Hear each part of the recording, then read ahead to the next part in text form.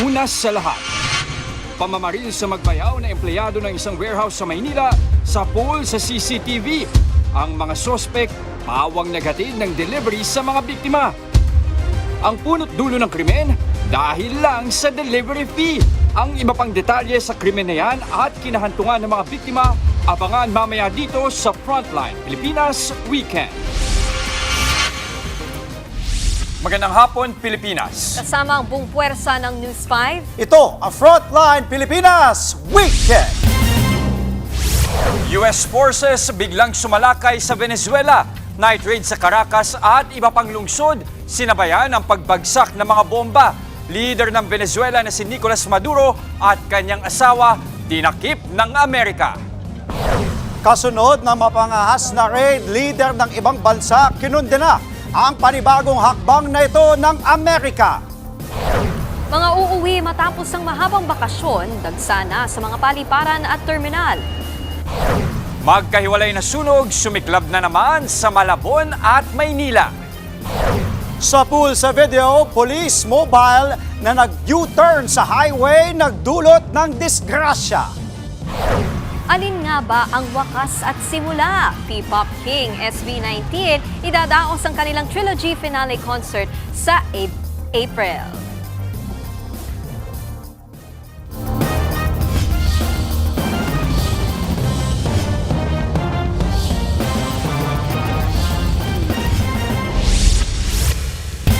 Inaresto at dinala ng US military ang presidente ng Venezuela sa New York sa Amerika.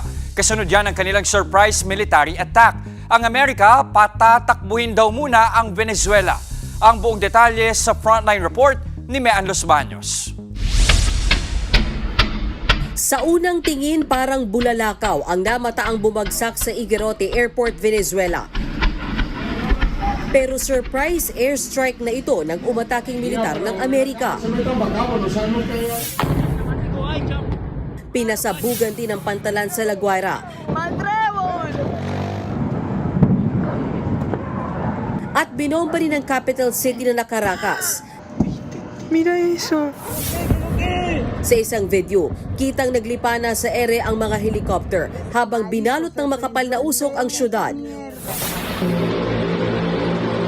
Walang tigil ang ginawang pag-atake ng Amerika. Agad nagdeklara ng state of emergency ang Venezuela. Meron daw mga nasawing sibilyan pero wala pang datos yan. Nanawagan naman ang Interior Minister nila na manatiling kalmado. Pero makalipas ang ilang oras ng pag-atake, nag-post si US President Donald Trump. Larawan ni Venezuelan dictator Nicolas Maduro, naka-blindfold, nakaposas at may noise-canceling earmuffs. Sa caption ni Trump, naisakay na raw si Maduro sa US warship. Kasama sa hinuli ang Venezuelan First Lady na Cecilia Flores. Dinala ang Venezuelan President at First Lady sa New York, Amerika. Sa isa pang video, makikitang naglalakad si Maduro sa hallway ng US Drug Enforcement Administration. Ayon sa US Department of Justice, nakaharap sa kasong narco-terrorism conspiracy, cocaine importation conspiracy, possession of machine guns and destructive devices, at conspiracy to possess machine guns and destructive devices ang presidente ng Venezuela, ang asawa nito at kanilang anak at 3 iba pa.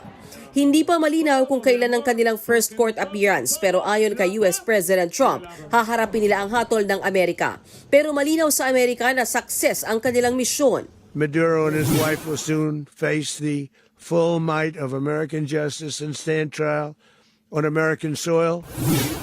Nag-ugat ang pag-atake ng Amerika sa Venezuela dahil sa umano'y drug smuggling boats sa Eastern Pacific at Caribbean Sea. August 19 pa nung nakaraang taon nang mag-deploy ang Amerika ng missile destroyer sa katubigan ng Venezuela. September nang unang mag-missile attack ang Amerika. Ang tanong ngayon, sino ang magiging leader sa Venezuela? Sagot siya ni Trump, We're going to run the country until such time as we can do a safe, proper, and judicious transition. Amerika rin daw ang hahawak ng oil reserve ng Venezuela. Tinawag naman ng mga Venezuela na imperialistang pag-atake ang ginawa ng Amerika. Nagbabalita mula sa Frontline, Mean Los Baños, News 5. Nanawagan naman ng ilang bansa kabilang ang Pilipinas na resolbahin ng Amerika at Venezuela ang kanilang alitan sa mapayapang paraan. Nasa frontline ng balitang yan, si Rainiel Pawid. Nag-react ang iba't ibang bansa sa pag-atake ng Amerika sa Venezuela at ang pag-aresto kay Venezuelan President Nicolas Maduro. Ang Pilipinas sinikayat ng Amerika at Venezuela na resolbahin ang alitan ng mapayapa at iwasang tumaas pa ang tensyon. Ayon sa Department of Foreign Affairs, naglabas na ng Travel at Safety Advisory ang Philippine Embassy sa Bogota para sa mga Pinoy na nasa Venezuela. Handa raw ang embahada na magbigay ng tulong sa kanila. Samantala, sinabi ng Prime Minister ng United Kingdom na matagal na nilang suportado na palitan ang namumuno sa Venezuela dahil para sa kanila hindi raw si Maduro ang presidente ng bansa. Makikipag-ugnayan daw sila sa Amerika para sa peaceful transition ng gobyerno. Para naman sa Prime Minister ng Spain, hindi nila kinikilala si Maduro bilang presidente ng Venezuela. Pero hindi rin daw nila kinikilala ang pamamagitan ng ibang bansa lalo kung ito'y labag sa international law.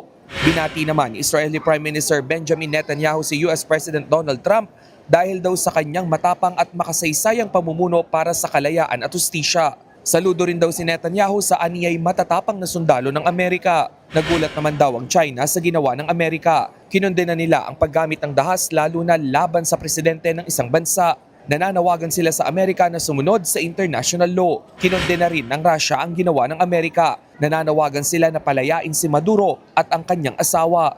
Para naman kay French President Emmanuel Macron, dapat maging mapayapa at marespeto ang mga taga-Venezuela, oras na magkaroon ng transition of power. Tingin naman ng Chancellor ng Germany, kailangang mag-eleksyon ulit, hindi raw dapat magkaroon ng political instability sa bansa. Naalarma naman ng United Nations sa nangyari. Nagbabala si UN Secretary General Antonio Guterres sa maaari pang mangyari sa rehiyon kung hindi susunod sa international law ang dalawang bansa. Habang ang South African Department of International Relations naman nananawagan sa UN Security Council na mamagitan na para resolbahin ang alitan ng Amerika at Venezuela at para manatili ang kapayapaan at seguridad sa rehiyon. Nagbabalita mula sa Frontline, Rainiel Pawid, News 5.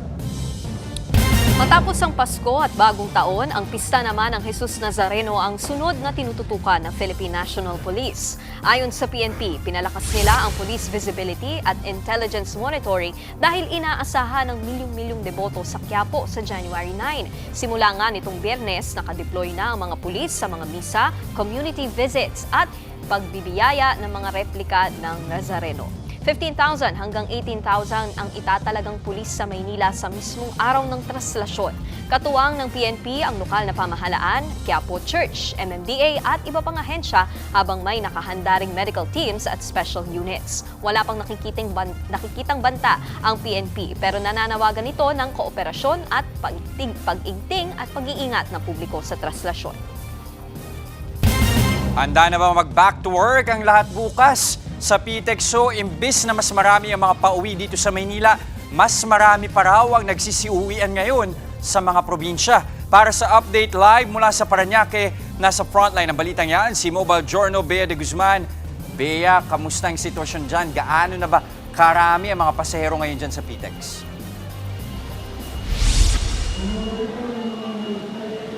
Jess, as of 4 p.m. kanina ay umabot na nga sa 123,000 ang mga naitalang pasaherong humahabol na makabiyahe dito sa PITX para sa pagbabalik, eskwela at trabaho simula bukas.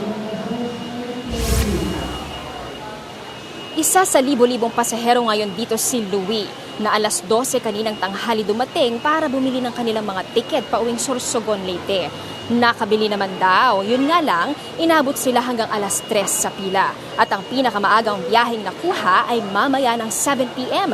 Kaya antay-antay raw muna. Gayon din ang sitwasyon ng mga kapatid natin na biyaheng south, kagaya ng Bicol. Mahaba ang waiting time para sa mga hindi nakabook online. Ayon sa pamunuan ng PITX, pinakamaraming biyahe panorte kagaya ng Tarlac, Nueva Ecija at Olongapo. Yun nga lang, mas maraming bus ang dumarating kaya di rin matagal ang waiting time. Siyempre kung may pauwing probinsya, mayroon ding pabalik Maynila. Karamihan sa mga nakapanayam natin ay bagamat walang ticketing system sa kanila ay talagang punuan na rin. Tuloy-tuloy din ang mas pinaigting na seguridad sa bawat terminal dito sa PITX. Pagsapit ng alas 7 ng gabi mamaya, inaasahang papalo sa higit kumulang 170,000 ang mga pasahero sa mga bus terminal dito. Jess, punuan ngayon dito, no? Pero ayon sa mga otoridad ay mas marami pa rin ang mga biyahe kahapon. Pinapaalalahanan din ang mga biyahero ng mga otoridad na iwasan ang pagdala ng mga matutulis at matatalim na bagay kagaya na lamang ng kutsilyo at gunting para hindi ito ma-confiscate pagbalik dito. Yan muna ang update dito sa PITX. Balik sa iyo, Justin. Balik realidad na mga kapatid natin. Maraming salamat. Bea de Guzman, nagulat live mula sa PTEX. Literal na I Keep Coming Back to Manila ang theme song ngayon. Balik Maynila na po kasi ang mga kapatid natin mula sa kani-kanilang mga holiday break. At live mula sa NAIA Terminal 3, nasa frontline ng balitang yan, si Rainiel Pawid.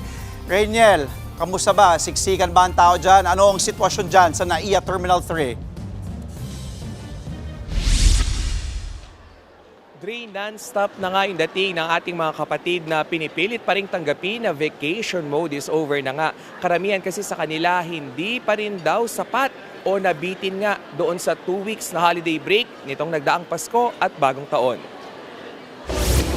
Kagagaling lang sa beach trip ng magkaibigan at magkatrabahong sina Annabel at Heidi. Pero bukas, kakayod na muli sila sa trabaho para makabawi sa mga nagastos nitong holiday. Okay lang, wala ng pera. Back to work talaga. Kailangan yung trabaho. Ang foreigner naman na si John balik Bahrain na bukas kasama ang misis na Pinay. Pero si John di lang daw sa kababayan natin napamahal dahil nabighani rin siya sa ganda ng Palawan. Kaya naman literal na naiyak siya sa pag-alis sa bansa. Is it the tears of joy? How do you find the Philippines?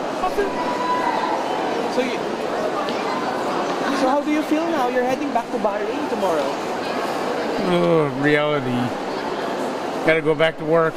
Masaya. Nagpasko ba kami sa Coron? Sabay na kami nga uuwi ng Bahrain. Kung ang karamihan balik Manila para magtrabaho, ang OFW mula Spain na si Jean balik Pinas para ngayon pa lang mag-holiday break. We are working in the human resources, so this is the time that we need to break. During that holiday, we still need to work.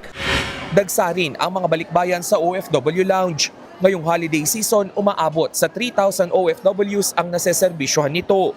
Sa projected passenger traffic ng NAIA, posibleng umakyat sa 2.55 million ang pasahero sa paliparan simula December 20 hanggang January 4. Pinaganda na rin ang ilang pasilidad gaya ng mas pinalaking food court na kayang mag-accommodate ng 2,000 katao.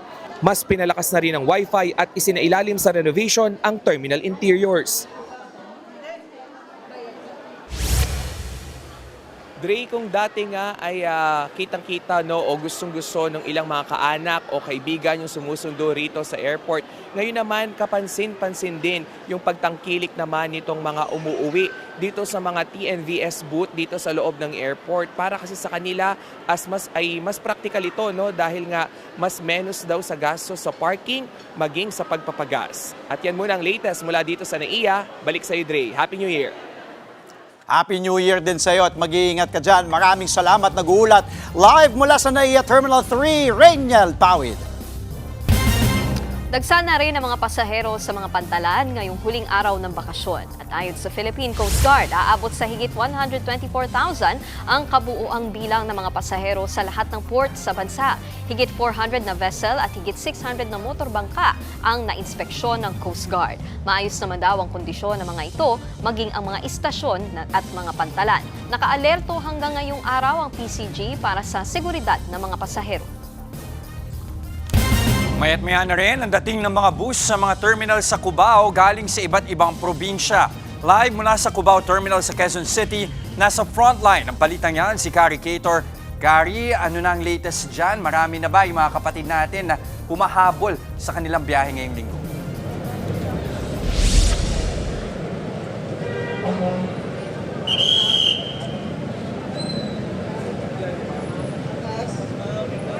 Jester, sa mga oras na ito ay tuloy-tuloy pa rin nga ang pagdating ng mga biyahero rito sa isa sa mga bus terminal sa Cubao matapos nilang mag-celebrate ng kanilang Pasko at Bagong Taon sa iba't ibang lugar. May mga iba na nakakasakay naman agad dahil may ilan na bumabiyahe sa kanilang ruta. Pero yung mga pasahero na naiiwan ay talagang napipilitan na maghintay pa ng masasakyan.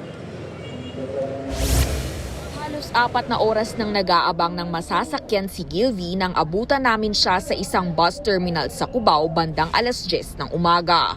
Papunta raw sila ng Nueva Ecija para bisitahin ang kapatid ng kanyang asawa. Hindi kami umabot sa first trip po. Yung second trip yata, alas 12 pa yata. Kaya naghintay pa kami ng oras. Sa Nueva Ecija rin ang punta ng nanay na si Girlie na sinalubong ang bagong taon kasama ang ibang mga kaanak sa Laguna. Wala raw kasi siyang kasama sa bahay dahil pumasok sa trabaho ang dalawa niyang anak. Action pa kasi kaya once a year lang kasi ako pupunta doon. Sinagad ko na hanggang kaya. Bukas kasi papasok na ulit ng trabaho kaya obligado umuwi. Habang ang pamilya ni Emma kakabalik lang ng Maynila mula Bulacan. Bakasyon lang po. Para po makalabas naman yung mga bata. Maaga po kami umalis doon para hindi po abutan ng traffic. Maghapong pinuno ng mga biyahero ang ilang bus terminals sa Cubao. Ang iba sa kanila, malalaking bagahe pa ang bitbit pero sa labas na lang nakaabang dahil wala ng espasyo sa waiting area.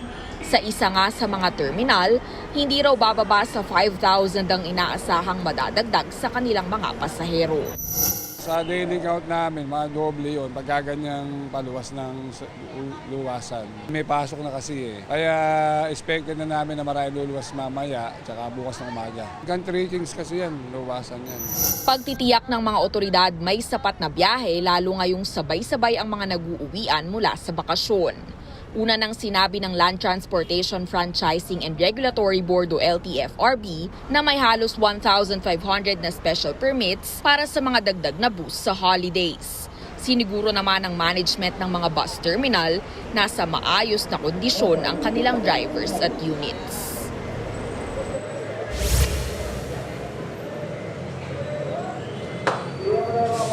Jester, mamayang 6 to 7 daw ang inaasahang peak ng pagdagsa ng mga tao sa mga bus terminal. Kaya ang payo rin natin sa mga aalis pa lang o babiyahe pa lang ay wag na nilang patagalin pa lalo't posibleng mas mahaba pa ang pila na ma-experience nila o di kaya naman ay mas matinding traffic.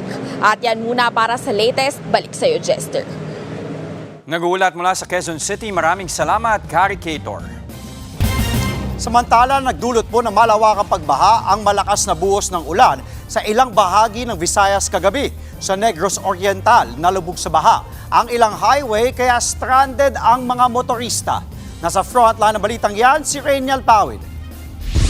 Perwisyo ang inabot ng ilang motoristang ito sa National Highway ng Manhuyod, Negros Occidental. Sa lakas daw kasi ng pag-ulan, binahana ang malaking bahagi ng kalsada. Kwento ng uploader na si Maricel sa News 5, dulot din daw yan ng bumigay na dike sa lugar dahil sa tindi ng buhos ng ulan. Pati sa bahaging ito ng highway, patuloy ang pagragasa ng tubig kaya stranded ang ibang motorista. Tanging mga motorista lang ang naglakas loob tawirin ng baha. Pati sa iba't ibang barangay sa bayan, baha na rin ang ilang bahay at kalsada. Sa Samar, pinasok na ng abot tuhod na baha ang mga bahay na ito sa barangay Lumalaog sa bayan ng Las Navas. Nagmistula ng ilog ang ilang bakuran. Ang pampublikong palikuran nga na ito sa barangay Trangge sa Katarman. Gumuho na ang pinagtitirikang lupa at tinangay na ng ilog. Muntik na ring lamunin ng tubig ang mga bahay sa patuloy na paglambot ng lupa dahil sa pag-ulan. Binaha na rin ang ilang bahay na ito sa bayan ng Magsaysay, Dolores. Umapaw na rin ang ilang ilog sa katabing mga kalsada. Patuloy rin ang pagtaas ng level ng tubig sa mga ilog dahil sa sama ng panahon.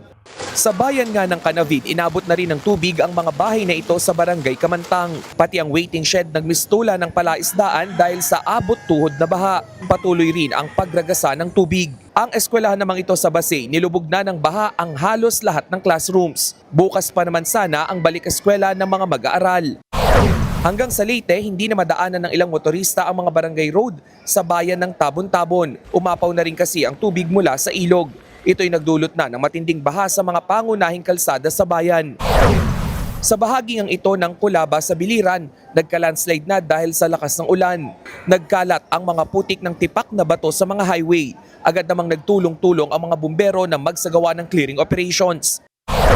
Dahil din sa sama ng panahon kagabi, nagkawasak-wasak na ang nasa 15 bangka na ito sa Concepcion, Iloilo. Dahil daw yan sa tindi ng alon na humahampas sa mga dalampasigan ng Barangay Igbon. Nagbabalita mula sa frontline, Rainiel Pawid, News 5.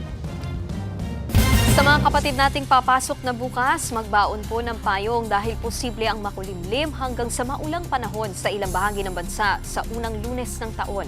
Ayon sa Pag-asa, patuloy na magdadala ng malamig na hangin at kung minsay pag-ulan ang amihan dito sa Metro Manila, Cagayan Valley, Aurora, Quezon, Marinduque, Oriental Mindoro, Camarines Norte, Camarines Sur at sa nalalabing bahagi ng Luzon.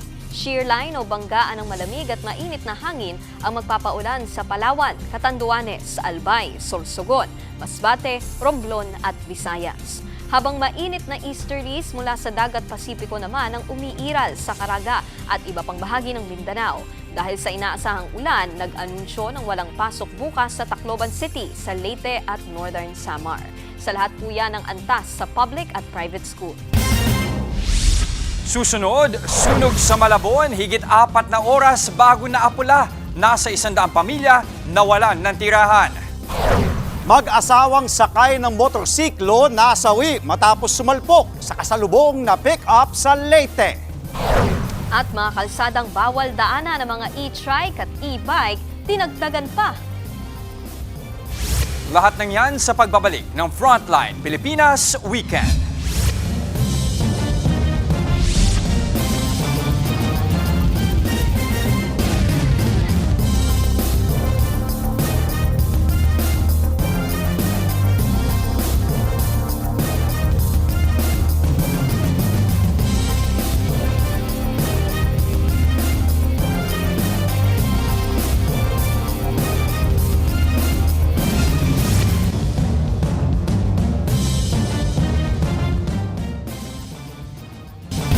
Nasunugan ang 100 pamilya sa isang residential apartment sa Malabon kaninang madaling araw. Ang mga residente pahirapang tinakasan ang apoy. Nasa frontline ng balitang yan, si Gary De Leon. Patulong po! Patulong po! Patulong po! Potrero! 35 Bulianan Street! Nangangalit na apoy ang gumising sa mga residenteng ito sa isang residential apartment sa Barangay Potrero, Malabon kaninang madaling araw. Hindi kaya! Hindi kaya na extinguisher! Baba! Baba na! Ang mga nangungupang ito, pahirapang matakasan ng apoy sa kitid ng mga kwarto. Nahirapan din sila makalabas sa compound dahil napuno na rin ang mga eskinita.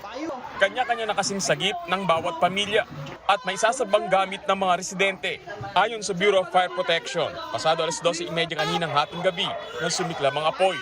Sa bilis ng pagkalat nito, agad itinaas ang sunog sa ikalawang alarma. Nakita ko nga malakas ng apoy. So, palibasa po kasi ako ang nagmamanage ng apartment ng mga chewing ko dyan. Marami rin pong apartment dyan. Kaya dali-dali, pinakit ko yung mga nasa bubong, yung mga napunta sa bubong. Pinatingnan ko kung gaano kalayo para makita na kung safe ba yung lugar namin. Pag-ikot pong ganun, kita ko pulang-pula na po yung apoy sa pinaka-third floor. Kumbaga sa hindi kami ginising ng asawa, patay kaming 3. Sa inisyal na investigasyon, sa isang apartment unit na gawa sa light materials, nagsimula ang apoy. Talaga yung pinakaibabaw niya, gawa sa kahoy, at kaya mas mabilis yung at saka siyempre napansin niyo napakahirap ng daan dito. Ito lang yung tanging butas. Iskinita maliliit lang yung daan. Iyon yung naging hindrance natin sa pagpasok. Umabot sa higit 4 na oras bago naapula ang apoy. Nasa 100 pamilya na apektuhan ng sunog. Kasalukuyan silang nananatili sa evacuation centers. Di naman bababa sa 400,000 piso ang halaga na natupok na ari-arian. Patuloy pang inaalam ang mitsa ng apoy. Sa Tondo naman sa Maynila, sumiklap din ng isang sunog sa residential area na ito sa Lacson Corner, Jacinto Velasquez Street. Ayon sa Manila Disaster Risk Reduction and Management Office, itinaas sa unang alarma ang sunog pasado 1:30 kaninang hapon. Wala pang kalahating oras bago ito naapula. Wala ring napaulat na nasaktan. Inaalam pa ang pinagmulan ng sunog. Nagbabalita mula sa Frontline, Gary De Leon, News 5. Patay ang mag-asawa matapos sumalpok ang sinasakyan nilang motorsiklo sa isang pickup sa Babatngon, Leyte. Himala namang nakaligtas ang angkas nilang anak. Yan at iba pa sa report ni Bril Montalvo ng News 5 Mindanao. Nakadapa at wala ng buhay ang babaeng ito sa Babatngon, Leyte, Enero 2 ng gabi. Nakahandusay rin ang kanyang asawa sa hindi kalayuan. Iyan ang sinapit ng mag-asawa matapos magsalpukan ang sinasakyan nilang motorsiklo at pickup truck. Bali po yung dalawang sasakyan galing Babatngon puntang Tacloban City. Pagdating po nila doon sa area ng Barangay Gabanoy Haro, bali po yung motor, bumanda na napunta sa bandang gitna. Iba dapat sa akin doon sa outer lane dapat yon. Ayon sa pulis, nasilaw ang driver ng pickup sa kasalubong na sasakyan kaya hindi niya nakita ang kasunod na motor. Sa lakas ng impact, tumilapon ang motor pati ang mga sakay nito. Ligtas naman ang 9 na taong gulang na anak ng mga biktima. Agad dinala sa ospital ang bata at nagpapagaling na. Nasa kustudiya na ng pulis ang driver ng pickup. Mahaharap siya sa reklamong reckless imprudence resulting in multiple homicide at damage to property. Sa Baybay City, nakahandusay at naliligo sa sariling dugo ang lalaking ito sa barangay Maganhan, bispiras ng bagong taon. Dead on the spot ang 35 anyos na si alias Florante matapos pagsasaksakin ng asawa ng hipag niya. Base sa imbestigasyon, nagipag-inuman si Florante sa kapitbahay nang puntahan ang kanyang live-in partner para hanapin ang kanyang cellphone. Nagalit siya sa pinauwi ang kinakasama. Ilang saglit lang daw pinuntahan ng lasing na si Florante ang partner saka sinaktan. Tiyempo namang nandun din ang mga kapatid at bayaw ng babae. Yung suspect natin, kasi nag-anuman siya noon, nagsaing. So, tapos meron din siyang karne na inihanda para sana sa New Year. Hanggang sa hindi nga napigilan ng suspect natin na mag-intervene kasi pati yung niluto niya na karne, nung tinapon ng biktima natin na lasing, doon na siya nagalit. Sumuko naman agad ang suspect. Nagsisisi siya sa nagawa pero mahaharap pa rin siya sa reklamong murder. Sa Basod, Camarines Norte, isang storage box ang natagpuang palutang-lutang sa ilog kahapon. Nang buksan ng mga pulis, tumambad ang bangkay ng isang babae. Hindi pa tukoy ng pulisya ang pagkakakilanlan ng biktima pero posibleng nasa 35 to 40 years old ang babae at may taas na 4'8 hanggang 4'9 inches. Mayroon din itong tattoo sa dibdib at balikat. Panawagan ng PNP na ipagbigay alam sa kanila kung sino ang nakakakilala sa biktima. Patuloy ang imbestigasyon kung sino ang nagtapon sa bangkay at ano ang kanyang ikinamatay. Nagbabalita mula sa Frontline, Bril Montalvo, News 5. Pumalo na sa 655 ang kaso ng firework-related injuries sa bansa. Ayon huyan sa tala ng Department of Health, 3 araw makalipas ang bagong taon. Pangunahing biktima ng paputok ang mga kabataan, higit kalahati o 351. Sa kabuuang bilang ng biktima, ang kabataang edad 19 na taong gulang pababa. 19 ang naputulan ng daliri o kamay, 11 dyan, menor de edad. Kabilang sa mga paputok na dahilan ng mga kaso ay quitis at 5-star. Ayon sa DOH, mas mababa naman daw ng 20% ang mga kaso ngayong taon kumpara noong nakaraang salubong. Samantala, simula po ngayong linggo, mas paigtingin pa ng Land Transportation Office o LTO ang pagbabawal ng e-trike at e-bike sa mga pangunahing kalsada sa Metro Manila. Ayon po kay LTO Chief Marcos Lacanilao, ipagbabawal na rin ang e-trike at e-bike sa Commonwealth at Quezon Avenue sa Quezon City, pati na rin po sa Marcos at Sumulong Highway sa Rizal at Marikina. Nauna nang ipinatupad ang e-trike ban sa EDSA, C5 Road, Ross Boulevard at Quirino Avenue noong isang linggo. Higit 100 motorista agad ang nahuli. Aabot po sa 1,500 pesos ang multa, pwede ring ma-impound ang sasakyan ng mga mahuhuling e-trike at e-bike sa main roads. Abiso naman sa mga kapatid nating motorista, inaasahang magkakaroon ng rollback sa presyo ng gasolina sa darating na linggo. Base yan sa pagtataya ng kumpanyang Unioil. Sa Lunes pa, malalaman ang pinal na presyo ng rollback. Samantala, walang nakikitang pagbabago sa presyo ng diesel matapos magtaas ng 60 centavos noong nakaraang linggo. Naging challenging nga ang unang Biyernes ng taon para sa ilan nating mga kapatid na kinailangan ng pumasok dahil yan sa tinatawag na holiday blues. May tip naman ang isang eksperto para malampasan yan. Nasa frontline ng balitang yan, si Laila Pangilinan. Back to work na mula sa long holiday break. Nakaariba kaya ang mga kapatid natin sa kani-kanilang trabaho? Bitin eh. Oo, bitin na bitin.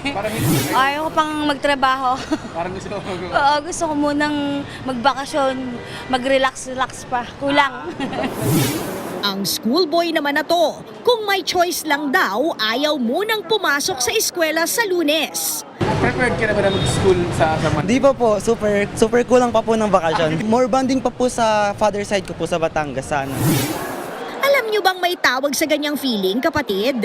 At hindi lang sila o ikaw ang nakararamdam niyan. Base sa isang psychologist, ito ang tinatawag na holiday blues. The concept of holiday blues po kasi it's a temporary emotional dip. Okay, for example, po from the vacation mode that we do have right now, okay, we do start transitioning from a rest mode to work mode. And again, we can consider that as an holiday blues. Normal namang malungkot matapos mabitin sa bakasyon. Pero wag daw baliwalain ang ganitong emosyon dahil may paraan naman para mapagaan ang damdamin kahit back to normal routine na. Try to start gradually, transitioning. For example, kung if you just want to check the email first, do it. Then the next day, the other work. Okay, unti-unti po hanggang sa masanay ka na lang ulit on the routines. Kaya para sa mga piniling mag-leave ngayong araw, para tuloy-tuloy lang sa pagre-relax, New Year's gift na lang ito sa inyong mental health. When it comes to your work, there's a possibility na through this, okay, mas magiging maganda yung resulta of your outputs. Nagbabalita mula sa Frontline, Laila Chicadora, News 5. Susunod, sa pool sa video, magbayaw na empleyado ng warehouse sa Maynila pinagbabaril. Alex Ayala muling sasabak lalaban sa WTA 250 Classic sa New Zealand. At SB19 inanunsyo ang finale ng Wakas at Simula concert na gaganapin sa Abril. Huwag po kayong bibitiw mga kapatid, magbabalik pa ang Frontline Pilipinas Weekend.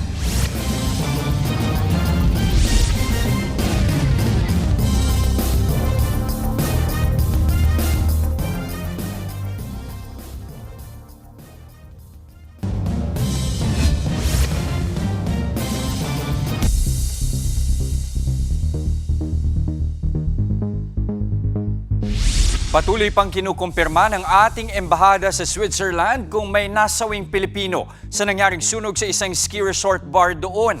Ayon sa Foreign Affairs Department, patuloy silang nakikipag-ugnayan sa Swiss government para kumpirmahin kung may nadamay na Pinoy sa sunog. Nananatili rin daw silang handa kung may kababayan tayong kailangan ng tulong. Una nang nagpaabot ng pakikiramay ang ating gobyerno sa Switzerland kasunod ng malagim na insidente. Di bababa sa 4 na po ang nasawi sa sunog na nangyari sa Crans-Montana noong salubong sa bagong taon. Sa paunang investigasyon, sparklers o mga sinindihang pailaw sa champagne bottles ang tinitingnang mitsa ng apoy. Patuloy pa yang iniimbestigahan. Lubog sa baha ang coastal area sa San Francisco, California sa Amerika dahil sa matinding ulan. Sa aerial footage na yan, kita ang malawak na baha. Meron na nga gumamit ng surfboard para makatawid sa tubig. Ayon sa National Weather Service, nag-issue sila ng flood advisory dahil sa bagyo. Walang napaulat na nasaktan, pero patuloy raw nakaantabay ang emergency response team.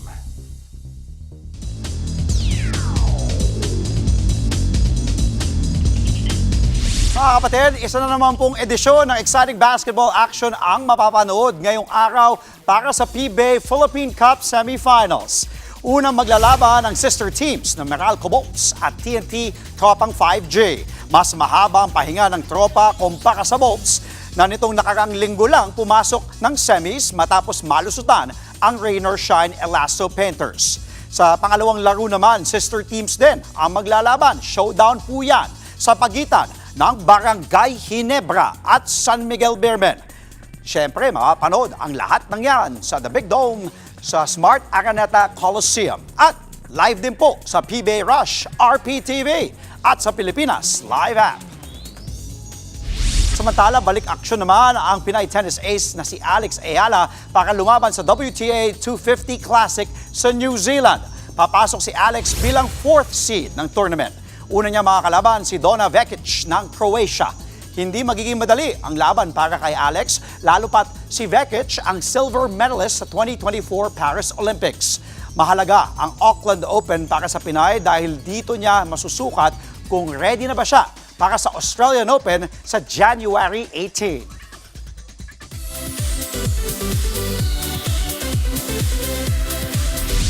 Handa na ba kayo, 18s? Ito na nga ang pasabog na finale World Tour ng SB19. Sa April 18 na yan sa SMDC Festival Grounds sa Parañaque. Para yan sa kanilang wakas at simula, the Trilogy Concert Finale. Abangan kung magkano at kailan ang ticket selling. Nitong December nang itease ng P-Pop Kings sa kanilang finale concert sa kanilang last leg World Tour sa Australia. May 31 at June 1, 2025 nang magsimula ang concert tour sa Philippine Arena sa Bulacan.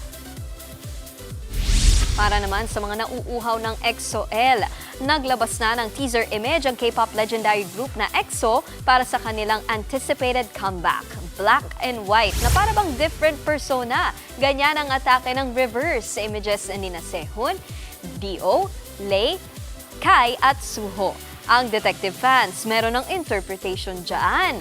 Kapag pinagsama-sama, bubuo ito ng hexagon, ang iconic logo ng K-pop boy group. Nakatakdang mag-comeback ang EXO sa January 19. 3 taon makalipas ang huli nilang album na Exist.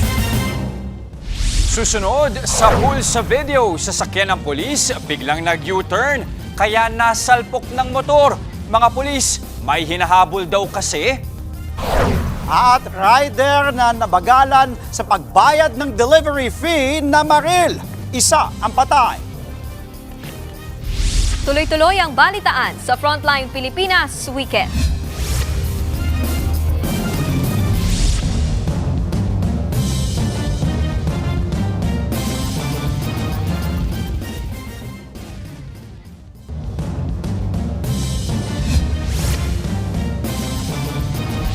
Nauwi sa banggaan ang pagsasagawa ng regular police patrolling sa Naik, Cavite dahil sa biglang pagliko ng isang police vehicle. Nakunan sa dashcam ang pagsalpok ng isang motorsiklo sa police vehicle dahilan ng pagkawala ng balanse ng rider at angkas nito. Ayon sa pahayag ng Naik Municipal Police Station, biglang lumiko ang police vehicle dahil hinahabol nila ang mga nagbebenta ng illegal na paputok. Agad naman daw tinugunan ng pulisya ang aksidente at nasa maayos na ang kalagayan ng rider at angkas nito.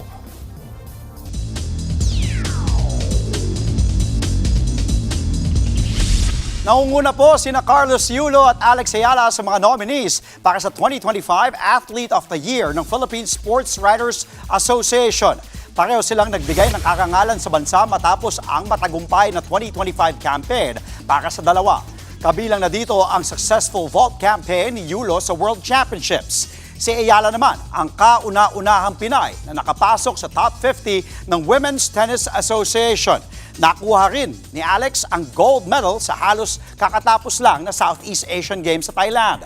Kasama rin sa mga posibleng magwagi sina Miguel Tabuena, Cheska Centeno at Kyla Sanchez na parehong may malalaking panalo para sa Pilipinas. Gaganapin po ang PSA Awards Night sa February 2. Naghahanap ba kayo ng activity for all ages ngayong holiday season? Sa Parañaque City patok ang isang exhibit ng mga world-class na obra mula sa libu-libong Lego pieces. Nasa frontline ng balitang yan si News 5 Entertainment Correspondent Von Belinario. Kung gusto nyong ikutin ang mundo pero kulang sa budget at oras, nako, this is the place to visit. Mula sa mga iconic wonders tulad ng Taj Mahal ng India, Great Wall of China, Leaning Tower of Pisa, Statue of Liberty ng Amerika, pati na si Mona Lisa, tampok sa exhibit na ito.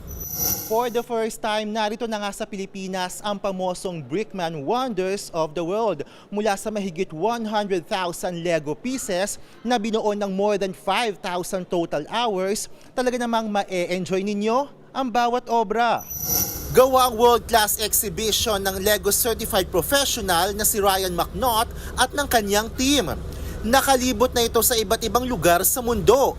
At ngayong holiday season, perfect ito sa bawat miyembro ng pamilya, mapabata man o matanda.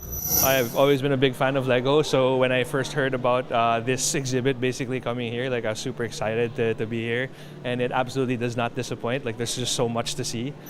Bukod sa sightseeing, pwede rin maglaro at bumuo ng inyong sariling Lego masterpiece. There's a little bit of humor there. There are some Easter eggs na parang, okay, meron talaga siyang pang kids at heart, and you can spend an afternoon here and to see them, the tactile play baga, and using things with and creating things is so special. Open ang Brickman Wonders of the World hanggang February sa The Space sa Soler sa Parañaque City. Nagbabalita mula sa Frontline, Von Belinario, News 5. Susunod, K-pop sensation ITZY magbabalik Pinas para sa kanilang third world tour. At silipin ang magical pasyalan sa Quezon City na highlight ang mga art installation. Tuloy-tuloy po ang balitaan mga kapatid dito sa Frontline Pilipinas Weekend.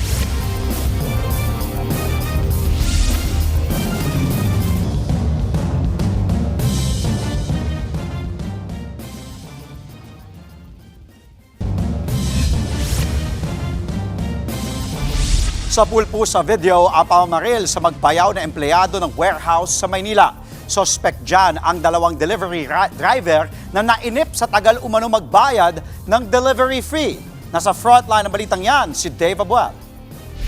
Abala ang mga empleyado ng isang warehouse sa Quiapo, Maynila nang biglang barilin ng isa sa mga delivery driver ang dalawang empleyado na pawang magbayaw. Sapul sa video ang malapitang pamamaril ng gunman sa mga biktimang halos nakahiga na sa lapag. Hindi na nakunan ang mga sumunod na eksena.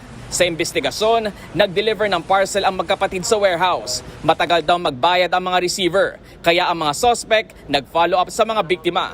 Yun nga lang, nauwian sa alitan hanggang sa nagkapisikalan.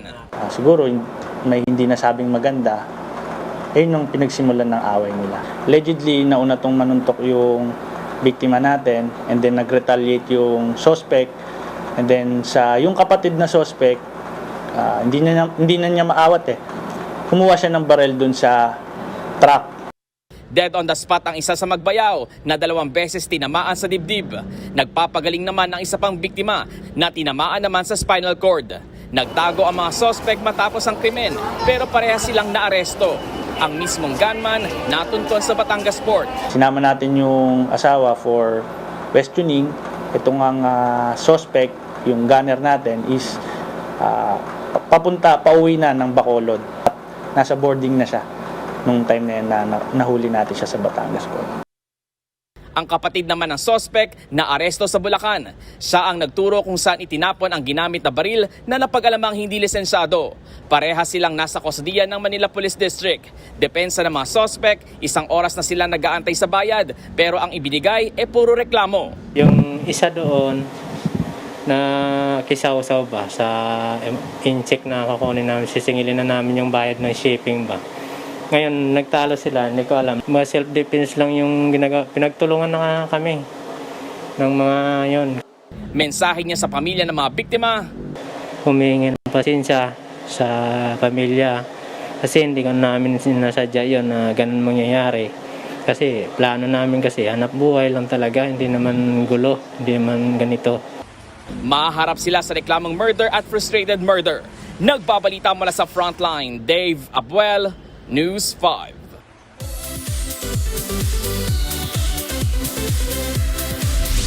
Mag-ipon-ipon na mga Philo-Mid-Seas. Magbabalik sa bansa ang K-pop sensation na ITZY para sa kanilang concert.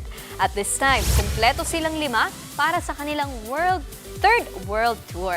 Gaganapin ang Philippine leg sa July 11 sa SM Mall of Asia Arena sa Pasay.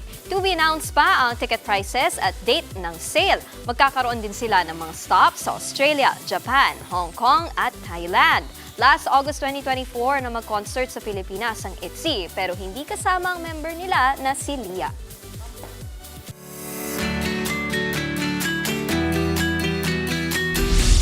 Eto, Andre, Nikki, naglakwatsa ba kayo with your family or your friends this weekend? Saan kayo pumunta? Una sa lahat, ngayon ko Hindi. lang narinig ulit yung lakwatsa. Lakwatsa, tagal na, di ba? Oo, tayong dalawa alam mo ba yung lakwatsa? alam ko naman yun, Hindi, grabe narinig ko kayo. lang sa'yo. araw. Ang galing Hindi mo ako talaga, familiar dun sa Pogi. salitang Galing mo lakwacha. talaga. Yeah, to answer your question, kasi after ng, sabihin ko lakwatsa, kahapon, after ng frontline natin, nag-dinner lang kami kasama yung family ni Pawi at si Booker, pati si Frankie. Kayo. Ako, may trabaho kaya hindi. Hindi, di ba? Pumunta kayo sa Jurassic. Ay, hindi. Nag-mall, yes. Lakwacha pa rin naman ang Kayo, mall. di ba? Correct. Sa Dino. Correct naman yun. Ikaw. This weekend, hindi na-counted yung ginawa ng New Year, ano? Hindi na. This This weekend, ang weekend. lakwacha ko, grocery, condo, trabaho. Ayan. So, Technically, sama. lumabas pa rin. Ako pa rin, syempre. Ang sarili. Ito naman. Ito po, sa mga kapatid natin, baka may gusto pang humabol ng paggala bago bumalik sa trabaho bukas. Ano? Tama. Meron kasing alam, si Mondi Lopez sa Quezon City. Dami talagang alam nito ni Live Mondi. mula sa Commonwealth. Mondi, ano bang meron dyan? Hala siya. Yes, Jess! Kita niyo naman, Jess, di ba? Ang hirap kumita ng pera kaya mag-costume tayo. Jess, Nikki, Andre, para sa mga walang time naman gumala at lumayo at ayaw na mag-rides, ito sakto ito na-discover natin dito sa Commonwealth. Kita nyo naman talaga, feel na feel ko ang pagiging selfie-free sa Bulacan. May pa-corona tayo at may pa-robe. At eto na nga, dito sa Tales of Illumina na makikita yung screen. O, habang pinapanood nyo, bababa muna ako. Para safe. Eto, alam nyo ba, trivia muna tayo bago yung mga bagong paandar nila na animatronic na dragons. Dati itong sinihan.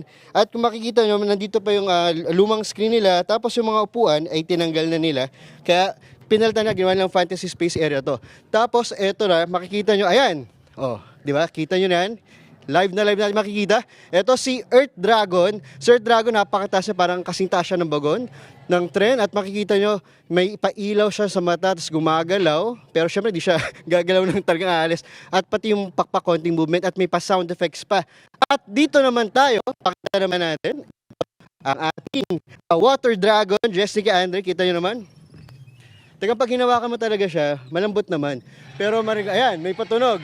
Tapos medyo may parang, gumaganon siya. Tumalon ka ba?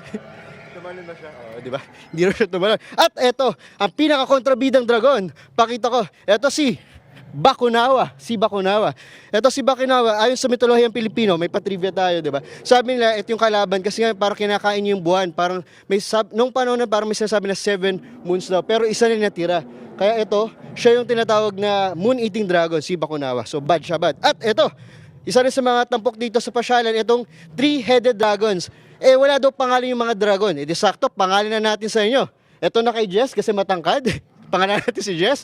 Ito si Nikki, medyo mukhang babae. At ito si Andre kasi amoy pabango. Okay, very good. At isa pa dito, maganda dito, bukod sa mga animatronics natin, meron pa production number kung saan yung mga charmers ang tawag nila dito, meron silang, ayan, sayaw-sayaw dito kung saan isinasabuhay nila yung panaginip ni Hiraya, yung malaking statwa dyan, yung batang nanaginip para dito sa Tales of Illumina. O, di ba? May pasayaw na may entertain talaga yung mga bagets natin at mga guests natin. At eto mga charmers, pwede nyo ba ako hatid sa aking trono? Hatid nyo naman ako sa aking trono. Eto na. Di ba? Oh. So, sobrang mapapaselfie at mapaparil. At eto, Jessica Andre, may papakilala ko sa inyo. Oh, eto na. Ang reyna talaga ng Illumina. Oh, di ba?